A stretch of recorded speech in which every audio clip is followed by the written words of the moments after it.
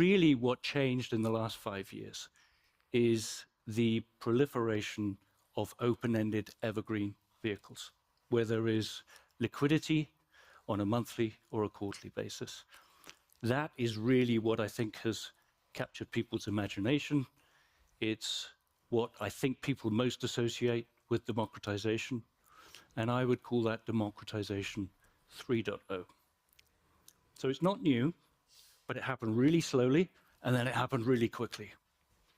Today on the panel, we'd like to talk about democratization 4.0.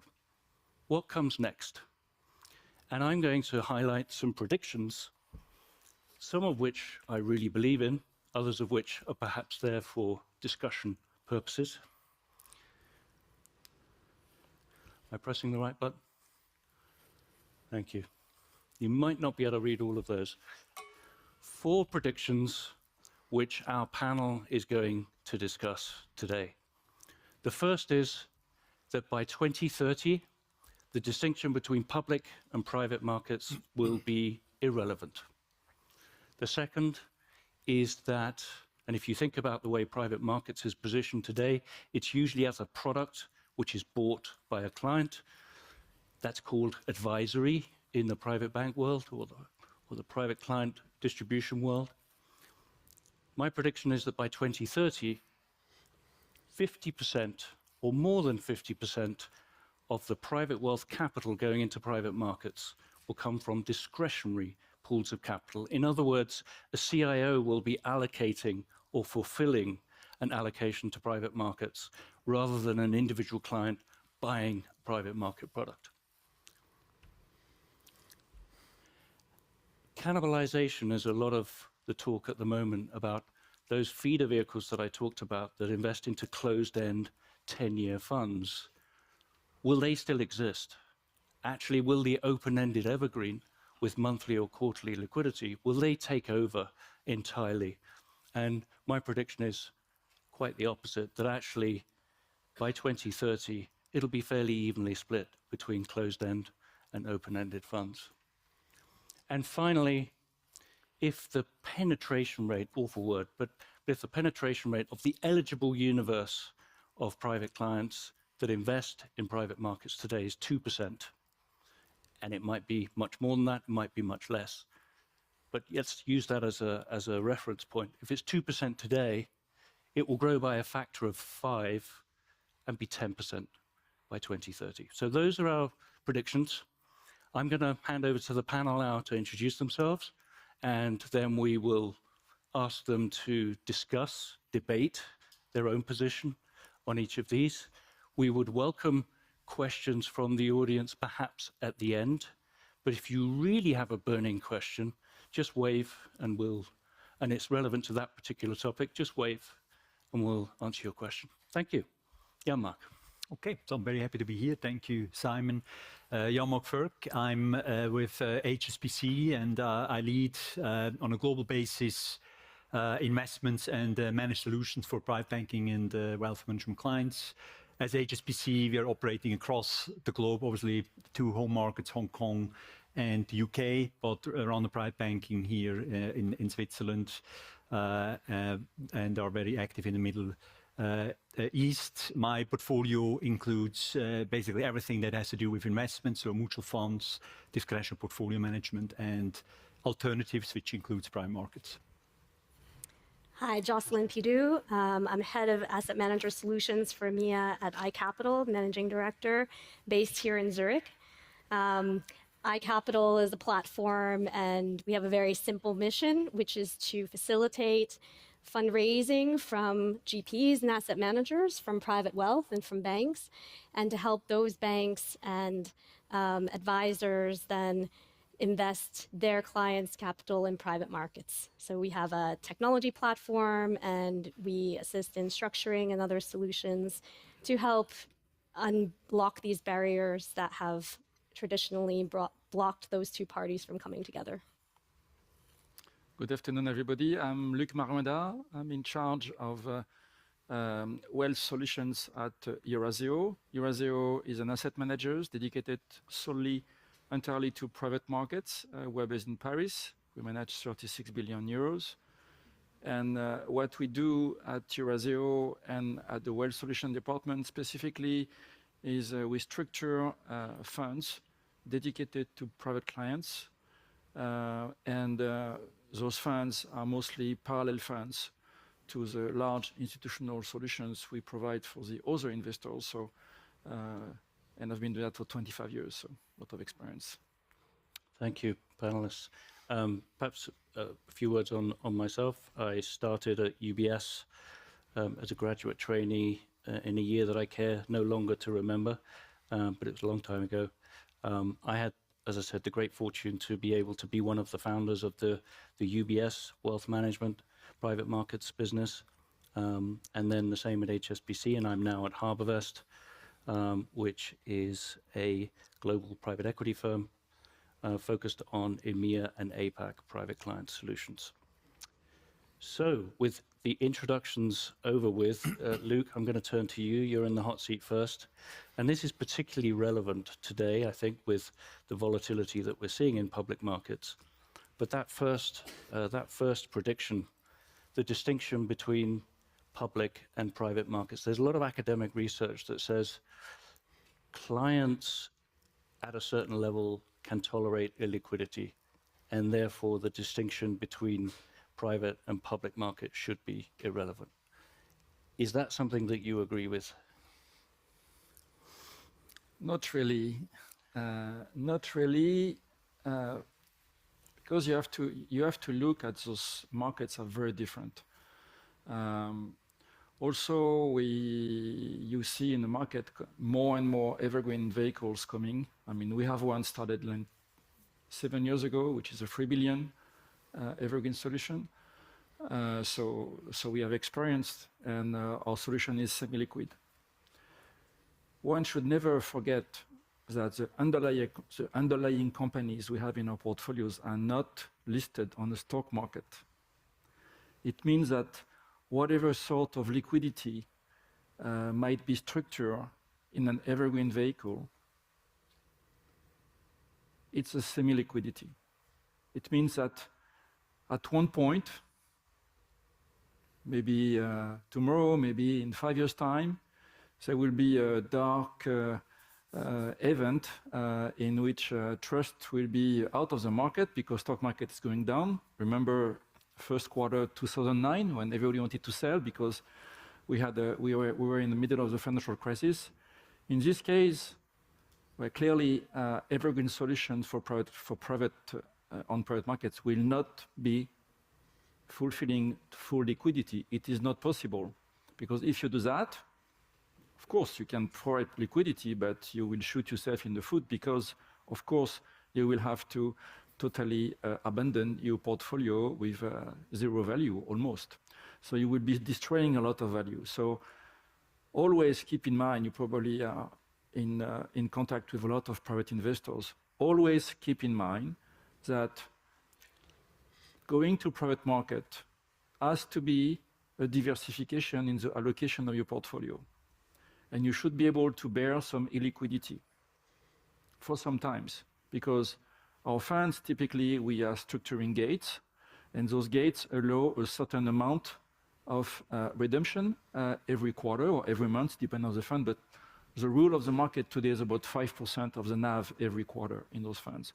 So, and there is a reason why we have a cap at 5% per quarter, is because should there be an event where everybody needs liquidity, we have to we have to prevent that, and we have to close the fund because in the interest of the clients, because also this is a way to preserve the value in the portfolio.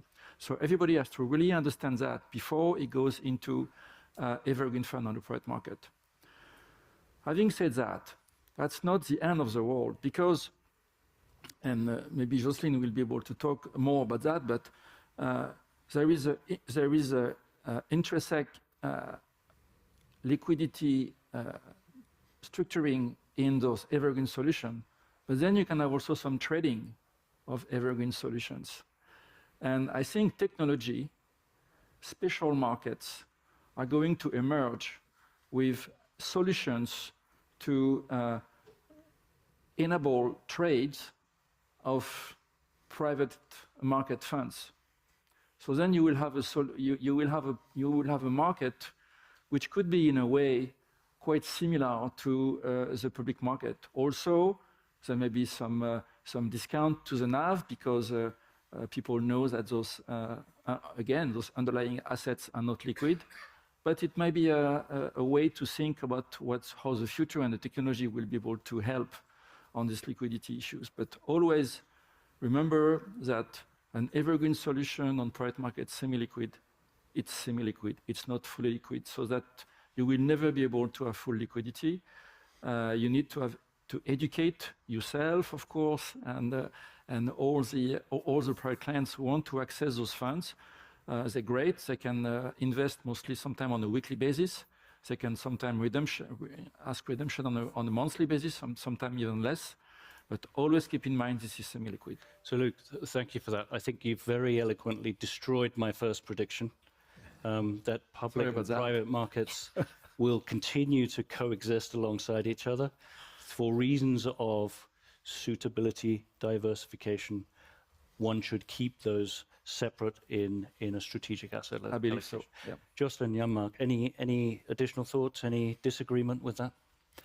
Yeah, I probably can't help you with that prediction. I agree in principle. But I think beyond maybe just a couple of additional points, beyond the liquidity aspect, which you very nicely explained. So clearly from a portfolio optimization perspective, obviously all these asset classes find their way into a strategic asset allocation based on their risk return characteristics. But particularly on the private market side, there are other features than the potential illiquidity, which are also important at this stage. And obviously often private markets are still considered in many jurisdictions as complex products. So there is the need to explain much better. It's the ultimate form of active management. So clients who have invested so far only in public market and follow the public markets might see quite a deviation in outcomes by adding private markets in a positive sense or in a negative sense. But I think we're going to talk about that. And then there's simply other features, like you mentioned, transparency. Obviously, regulators have their say as well. And I just don't think by 2030 this is something which has fully made its way into either asset allocation or in portfolio allocations. And maybe the last thing I want to mention here as well, because of the, particularly for private wealth portfolios, heavy underrepresentation of private markets, I think we're still in a phase for the next few years where there will just be a lot of training, education, a lot of explaining needed for private clients to build the appropriate allocation. So I'd like to pick up on that point because the training and education, honestly, it's something that many of us in the room have been doing for many decades, and the need for it never stops. It never stops. It's like a soap ad. You have to bring it every month, otherwise people forget. And with more and more investors able to access the asset class through evergreen vehicles, the need for that education and training just explodes out of all sort of historical proportions.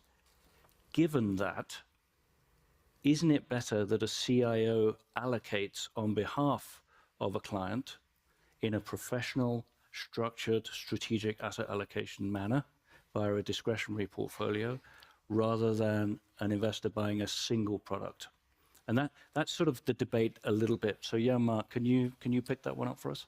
Yeah, I mean, it's a great question, and just sticking to the question again, by 2030, will it represent a large source? Probably not, I would say, at this stage. I'm not doing very well, am I? Exactly.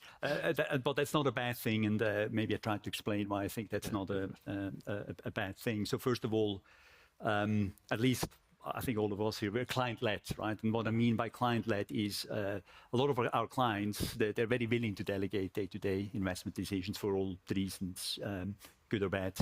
But a lot of clients, they actually do appreciate the advice. So that's why the world kind of looks at discretionary and advisory. And we want to make sure we kind of serve both of those pools. And that's why I believe both areas, whether it's advisory or discretionary, will play a big role over the next few years.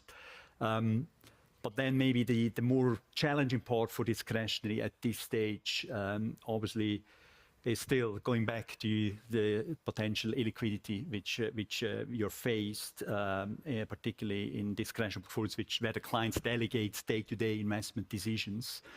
And with that, obviously, one introduces a lot of reputational and fiduciary risks into these solutions. So depending on the sales process of the particular institution, where it's just being made very clear when a discretionary solution is being utilized, it's very clear to the clients, they understand this potential illiquidity feature, which obviously in an advisory conversation is still a bit easier right now, because you have that point at sales conversation where this surfaces and is not just hidden in a portfolio.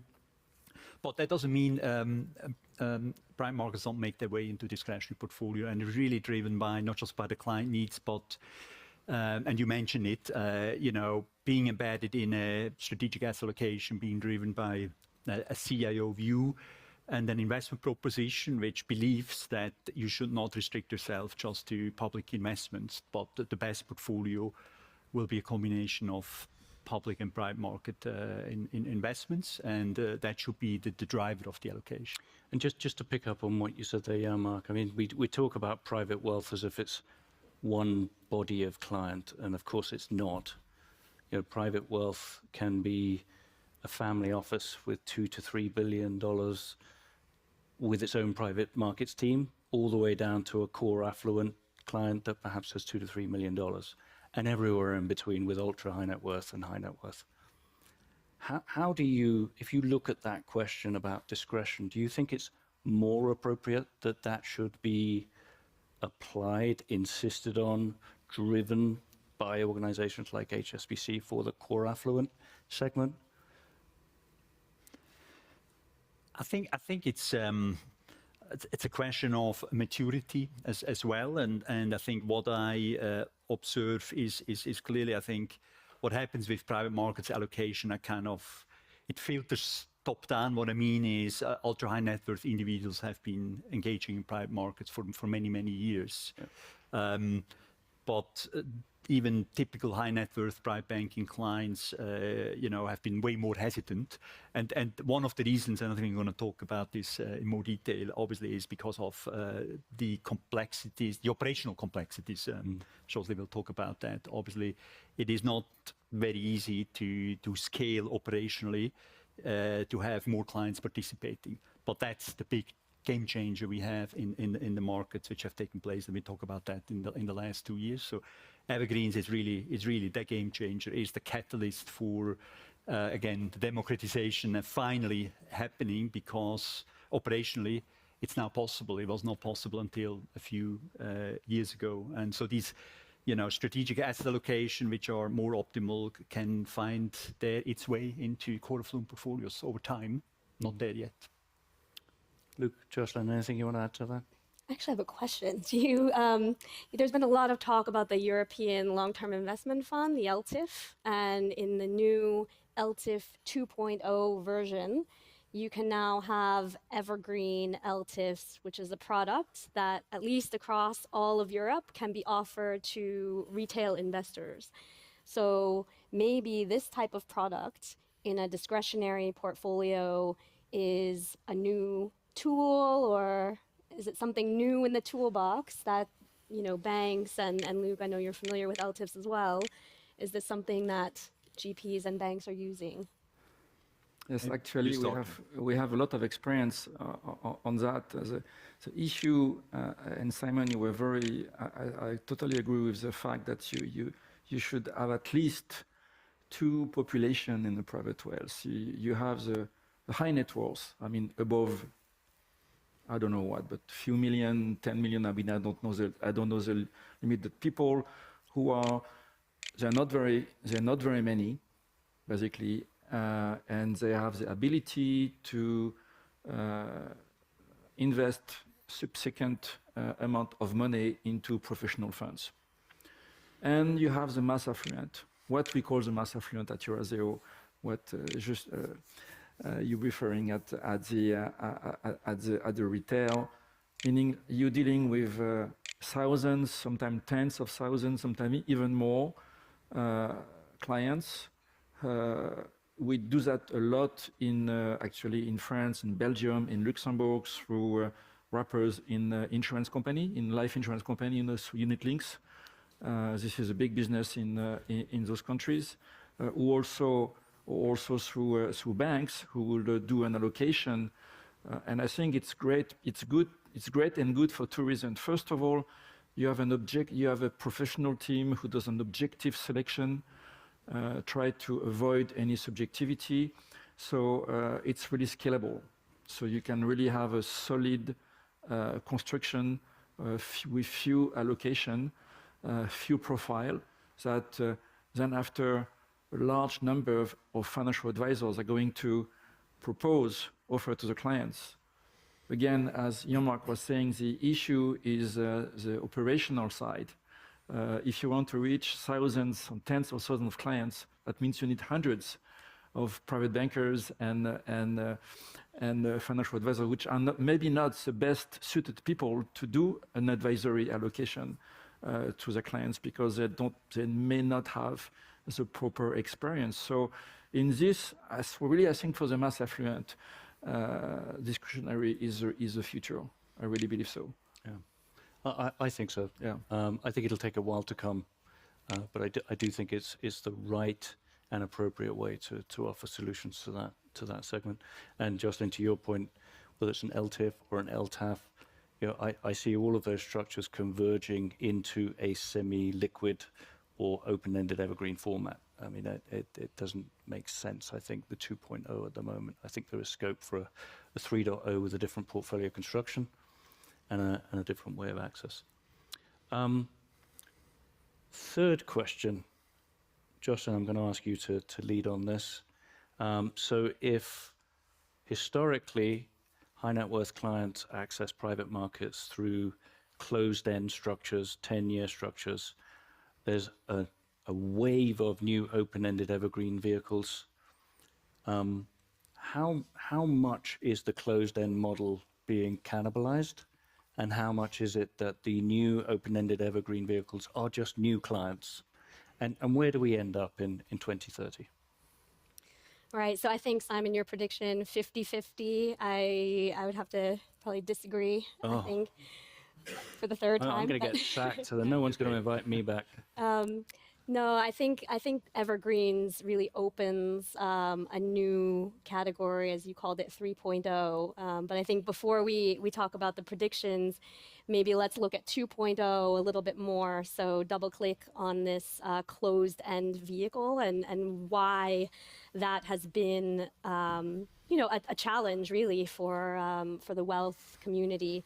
And one thing that iCapital has done and part of our core business is to set up feeder funds, essentially access vehicles to amalgamate and aggregate lots of small tickets from, individual investors essentially, and invest them into a private markets product.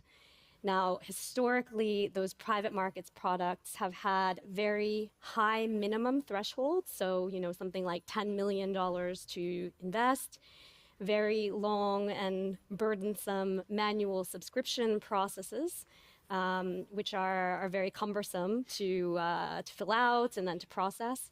And reporting has been mainly geared toward an institutional class of client. So, ultra sophisticated with, investment offices and people there to kind of translate these materials.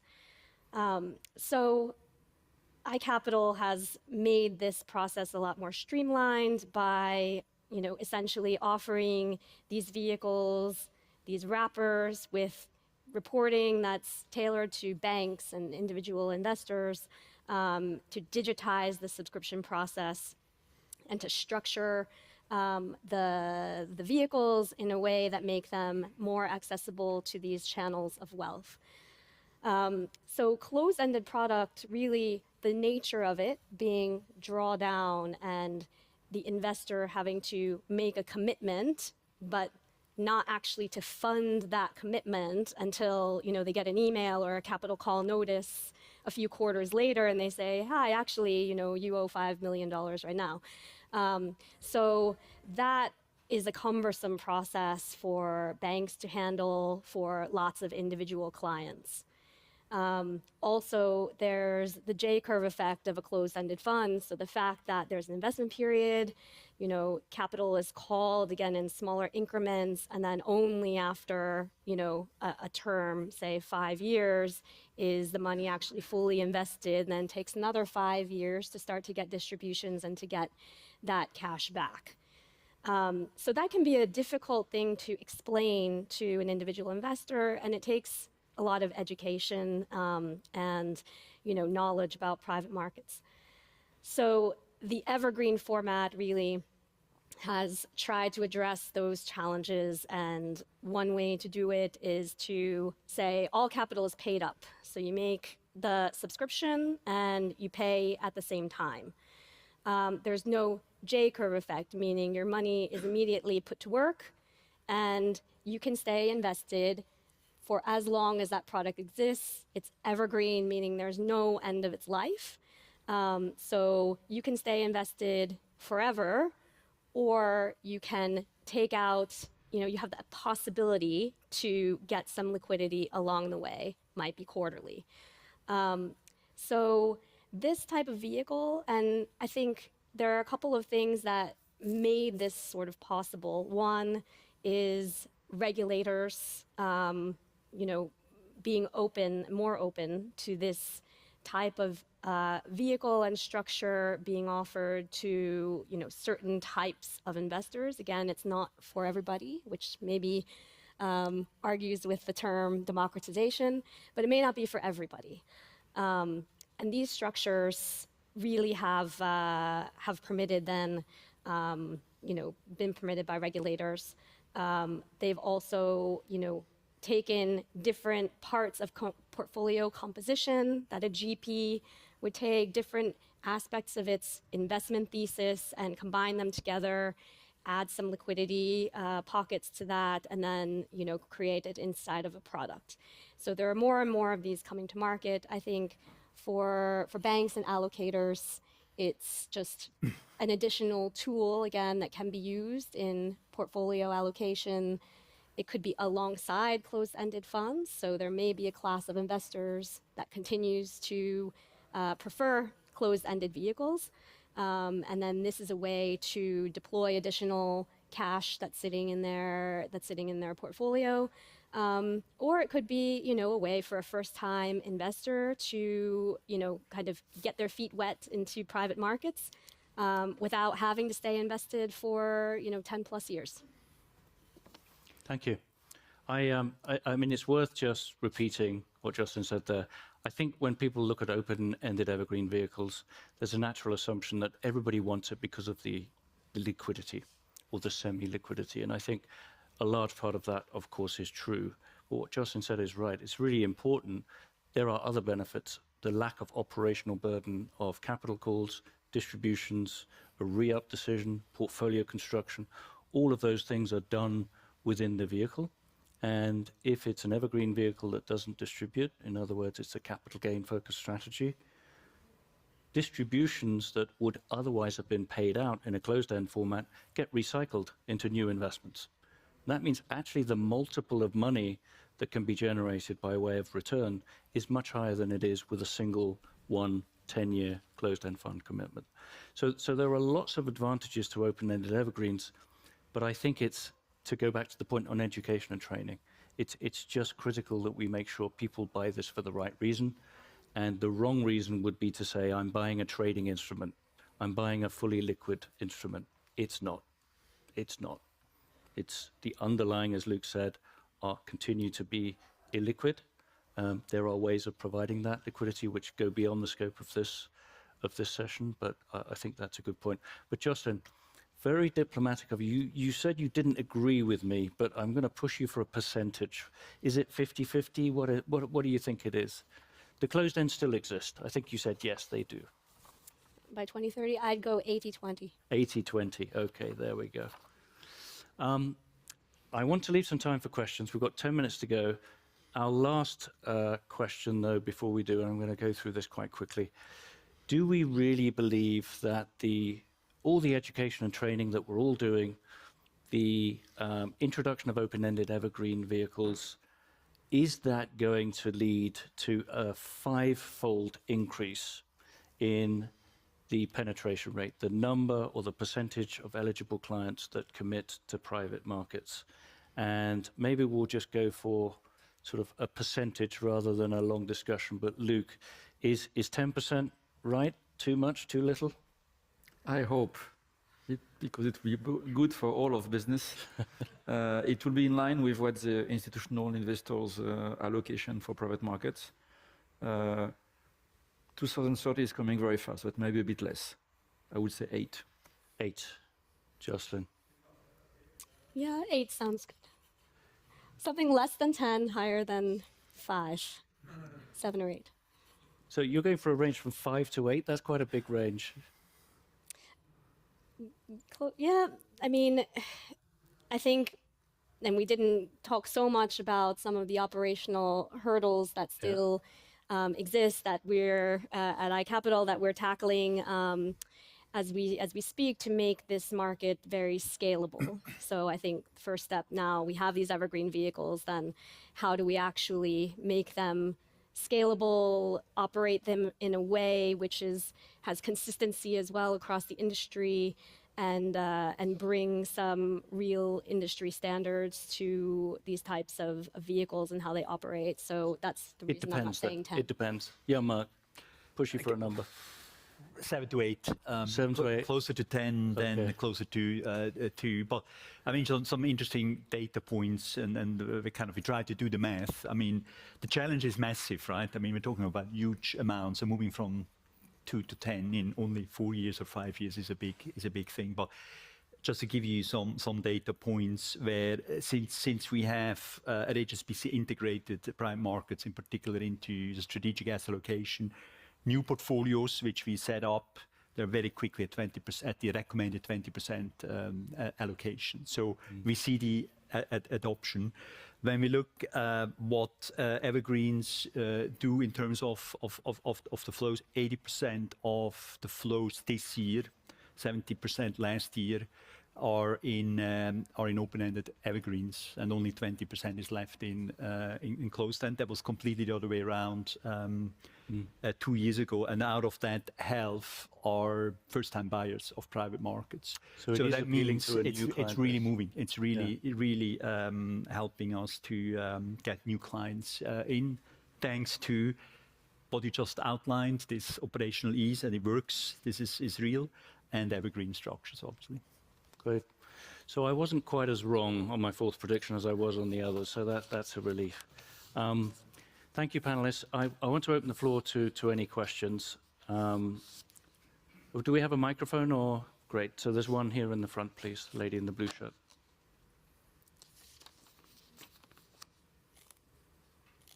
Thank you very much for providing your insight.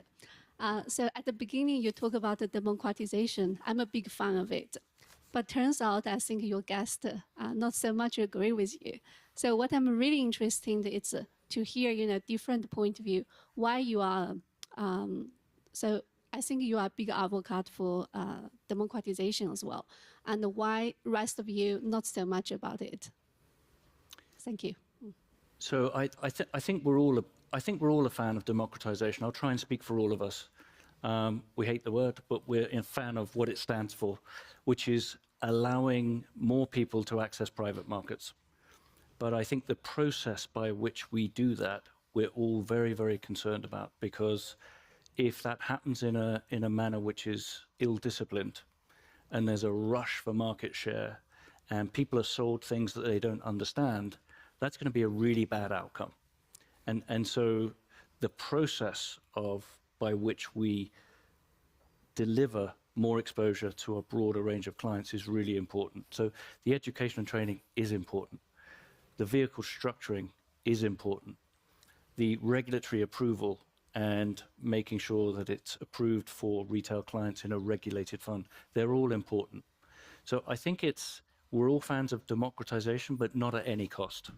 I don't know whether anybody disagrees. Yeah, I mean, I would maybe even replace the word to make sure investors can participate in the whole financial system in that sense, because we have restricted a lot of clients to public investments, and I'm not saying that's good or bad. Well, we have done that, but there is an investment universe, let's say, as big as the public markets, which provides over years a very important, great contribution and outcome where clients will end up in retirement and what they're able to save. And that's important. So I think it's that ecosystem's role to basically allow the access but make it safe, as you said. Thank you for I the would question. just say that being smart and understanding private market, it's not a matter of how much money you have in your bank account. So Gentleman with his as long hand as up. the training is there. And then afterwards we'll come to you. Thank you. Following question, we were talking a lot about the democratization on the investor side, also meaning the demand side of private market. What about the democratization on the supply side, meaning, for example, your lovely platform, iCapital, to open for small, unimportant, unknown players on the alternative investment side, and not only maybe the established ones? One for you, I think. So I'd like to make sure everyone understands the question, because it's a brilliant question, and I think I think what you're highlighting is there's been such a proliferation of GPs offering open-ended evergreen vehicles, some better known with more scale, more history, more track record than others. Is it really okay that, or is it likely that all of them will succeed? Is that a fair way of rephrasing the question? No, got that wrong as well. I'm not having a good day. Not that in the private market, as it is a quite kind of new, very diversified, different kind of asset classes. Although, also not only the established one with the old traditional style to have a fund, and just to refill the fund structure now with private market stuff inside. But there's also others, a lot, like premium wine, old timer, I see. legal finance. Art. There's a lot, and this is also alternative investment. This is also private market, but it's not coming with the traditional investment fund regulations and structure, but it has to be paid attention to it as well. And this, like a platform iCapital, what about the democratization, for example, regarding registration process, to give a chance to out-of-the-box alternative investment vehicles, which might be smaller, agile, more fast than the traditional big ones like Got it. HSBC. Apologies, I misunderstood your question. As a complementary, not as a substitution. Yeah, understood. No. We see a lot of niche asset classes and different types of investment strategies coming to the market. There's a lot of innovation as well around the types of vehicles, wrappers, everything from tokenization, which is a hot topic, to, down to traditional fund structures. So we're keeping abreast of all of those market developments and very, welcome to be at the forefront of all of this innovation and welcome discussions. We have time for one more question. First of all, thanks to all of you for your insights. My question surrounds, again, this concept of democratization. We talked a lot about funds, private markets funds, and obviously this is a very big topic. But additionally, how do you think single access deals, so let's say secondaries of specific pre-IPO companies, for instance, blue chips, or private placements of bond issues, how do you think which are actually becoming very popular through securitizations and all that, and more adopted. How do you think these single deals as opposed to funds fit in the democratization of private markets investing? Thank you. It's another great question, and perhaps I'll preface the answer from my colleagues here with a comment around, if you think back to the democratization 1.0, 2.0, it was largely the preserve of banks that were offering private market solutions to their clients. Naturally, banks believe in, quite rightly, the concept of diversification. And a fund provides a good way to give an individual client a diversified exposure.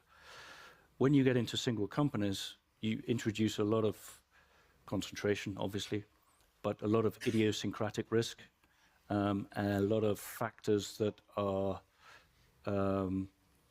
beyond the control, perhaps, especially if it's a pre-IPO, of an active manager who can sort of take hold of things and change things.